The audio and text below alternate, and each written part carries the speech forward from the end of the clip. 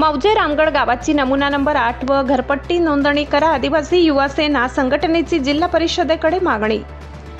अक्कलकुवा तालुक्यातील ग्रुप ग्रामपंचायत अलीविहीर अंतर्गत येणाऱ्या मौजे रामगड गावाची अद्यापपर्यंत ग्रामपंचायत अभिलेखात नमुना क्रमांक 8 मध्ये नोंद झालेली नाही। त्यामुळे गावातील नागरिकांना मूलभूत सुविधा आणि शासकीय योजनांच्या लाभापासून वंचित राहावे लागत आहे। या पार्श्वभूमीवर रामगड गावाची तातडीने नमुना क्रमांक 8 व घरपट्टी नोंदणी करून नागरिकांना न्याय द्यावा अशी मागणी आदिवासी युवा सेना संघटना महाराष्ट्र यांच्या वतीने नंदुरबार जिल्हा परिषदेच्या मुख्य कार्यकारी अधिकाऱ्यांकडे एका निवेदनाद्वारे करण्यात आली। अनेक कुटुंबे वास्तव्यास पण शासकीय दप्तरी नोंदच नाही। मुख्य कार्यकारी अधिकाऱ्यांना दिलेल्या निवेदनात म्हटले की मौजे रामगड हे गाव ग्रुप ग्रामपंचायत अलीविहीर अंतर्गत असून येथे अनेक कुटुंबे आहेत, अनेक वर्षांपासून वास्तव्यात आहेत। असे असूनही आजतागायत गावातील घरांची नियमित घरपट्टी नोंदणी आणि ग्रामपंचायत नमुना क्रमांक 8 मध्ये नोंद करण्यात आलेली नाही। ग्रामपंचायतीच्या अधिकृत अभिलेखात गावातील घरांची नोंदच नसल्यामुळे रस्ते, गटारे, पिण्याचे पाणी, वीज, स्वच्छता, घरकुल योजना, कर आकारणी तसेच इतर विकास कामांसाठी आवश्यक असलेल्या शासकीय नोंदी उपलब्ध होत नाहीत। परिणामी हा परिसर आणि येथील नागरिक विकासापासून पूर्णपणे वंचित राहिले आहेत। कायदेशीर व प्रशासकीय तरतुदींचा हवाला संघटनेने निवेदनात विविध कायदेशीर तरतुदींचा दाखला दिलाय। महाराष्ट्र ग्रामपंचायत अधिनियम 1958 नुसार ग्रामपंचायतीने गावातील मालमत्ता व घराची नोंद ठेवणे बंधनकारक आहे। महाराष्ट्र ग्रामपंचायत लेखा अभिलेख नियमानुसार नमुना क्रमांक 8 मध्ये घरांची व मालमत्तेची नोंद करणे आवश्यक आहे।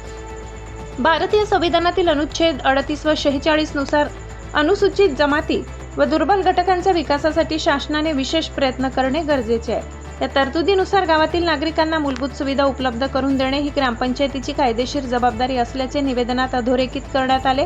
आदिवासी युवा सेना संघटनेच्या प्रमुख मागण्या: मौजे रामगड गावातील सर्व घराचे तातडीने सर्वे करून नमुना क्रमांक 8 मध्ये नोंद करण्यात यावी। रीतसर घरपट्टी नोंदणी करून अधिकृत अभिलेख तयार करण्यात यावे।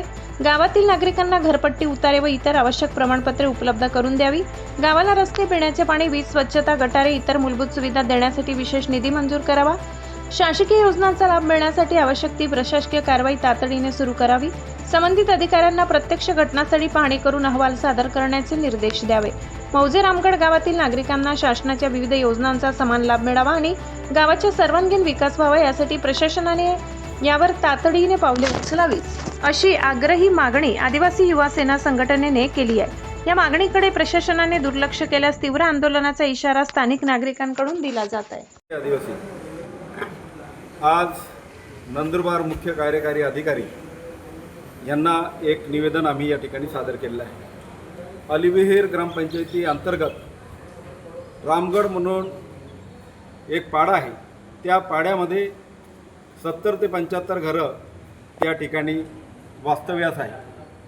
सदरचे घरं गट नंबर 445 या सरकारी जागेवर स्थित आहे आणि त्या ठिकाणी राहत असलेले जे लोक आहेत हे गेल्या 35 ते 40 वर्षापासून त्या ठिकाणी वास्तव्य करून आहे आणि सदर लोकांचं ग्रामपंचायती अंतर्गत नमुना नंबर 8ला कुठलीही नोंद नसल्या कारणाने त्यांना विविध अडचणीला सामोरं जावं लागतं। आम्ही आज निवेदनामार्फत आम्ही सीओकडं आणि माननीय जिल्हाधिकारीकडं आम्ही मागणी केलेली आहे।